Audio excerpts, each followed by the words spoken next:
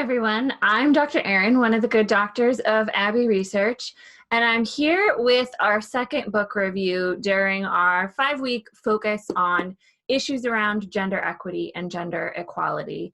The link below to our other book reviews, all of them, is below in the show notes for this video, and Dr. Kristen already talked about the book Alpha Girls a few weeks ago, but today I'm going to be talking about Augusto Lopez-Claros and Bahiyyih Nakhjavani, apologies for mispronunciations if there were any, their 2018 book, Equality for Women, Prosperity for All.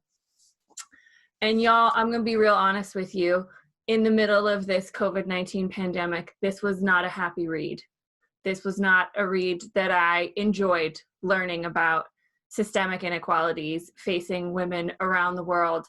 But their focus of this book is looking at women, economic opportunities, and the law, and the kind of intersection of these around the world, what different laws look like, what different cultural norms around working look like. And it was all really, really fascinating, very informative. And so I recommend this is a great resource book if you don't know a lot about systemic inequalities facing women or people of the female sex around the world. This is a really great place to start. And just, gird your loins, because it's not a lot of happy topics. So they break down the book into 7 chapters, and they focus on all these kind of different areas that are impacting women's ability to be fully functioning, equitable members of societies. And they do a really good job of disaggregating on the basis of different countries and looking at, the differences between China and India and the United States. So that was really helpful to kind of give you a bigger picture, because we spend a lot of time here at Abbey Research talking about women in the workplace in the United States, because that's the culture that Dr. Kristen and I work in, and that's kind of the work environment and culture around gender norms for women that we understand predominantly. But this is does a really great job of being cross-cultural. So within their chapters, they focus on missing women, as they call it, which is all of the women that are missing from roles in society. And missing takes on a lot of connotations. So, you can have systemic oppression where women aren't allowed to work outside the home, so they're missing. You can also have actually just missing women. And they focus a lot on kind of different cultures where the primacy of the child, the male child, exists. So they look at China, and they look at places like India, where there's a huge emphasis put on having a male child, and what happens if you're pregnant with a baby whose sex is female. Once that baby is born, all the kind of inequalities and violences they can experience. So they go from that to actual violence against women and people with female sex organs, however their gender identity is.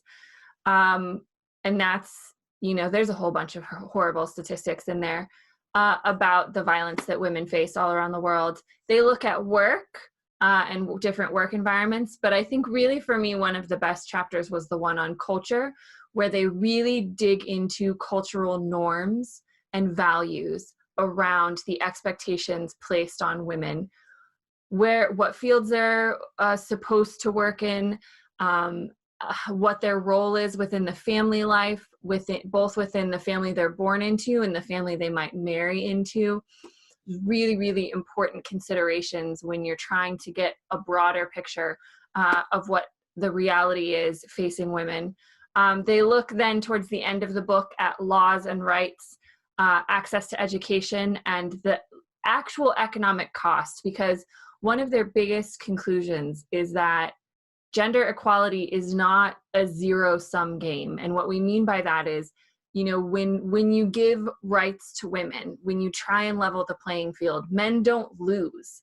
And we know this inherently, but we're also starting to study it economically. And so they have a lot of economic data that shows you that societies and cultures succeed. They make more money. They produce more things. They have a stabler economy, a stabler level of cultural engagement and violence levels. When women are more equitable, cultures and societies and economies succeed. And that's a really strong argument, especially when you're looking at making legal changes for advancing the rights of women around the world. So it's a 2018 book, which, a couple years hasn't really changed a whole lot in the field of gender studies. And it's a lot of their data is based on information that they've got from the World Bank that has collected a lot of data on this, and the 2016 Women, Business, and Law report from the World Bank. So it's a really fascinating read. There's a lot of statistics and a lot of data in it, but I wanted to highlight kind of what this means for the COVID crisis that we find ourselves in during this global pandemic. And it's worth noting that all of the inequalities that women face in this book that the two authors have outlined are exacerbated during any sort of crisis. And so disproportionately affecting women, disproportionately affecting lower income women, disproportionately affecting lower income women of color. The COVID crisis is harder hitting when you bring in those intersections. So when you're looking at poverty and access to resources, access to food, and food insecurity, violence against women, we're seeing an uptick in domestic violence and abuse of women and children because people are under stress. Abuse is about power and control, and abusers are losing power and control in this scenario, and they're isolating at home. And so they're exacerbating, they're enacting any sort of power and control that they have over their loved ones, disproportionately affecting women and children. Job security, certainly for women, and the pay gap that is a very real thing, is disproportionately affecting women of color. And unpaid labor is a huge issue facing women around the world. We do 75% of the world's unpaid labor, which is cooking, cleaning, housework, dishes, laundry, caring for children, caring for elderly. This is all exacerbated and made worse and more during something like a global pandemic, and a health crisis certainly is disproportionately affecting women as well. So it's not the happiest of books for this time in our lives and in our societies around the world, but I recommend it very much. It's a great resource. It's a great learning tool. There's a whole heck of a lot of information in here that they have taken the work to collate and analyze for you. So for that, we recommend Equality for Women, Prosperity for All.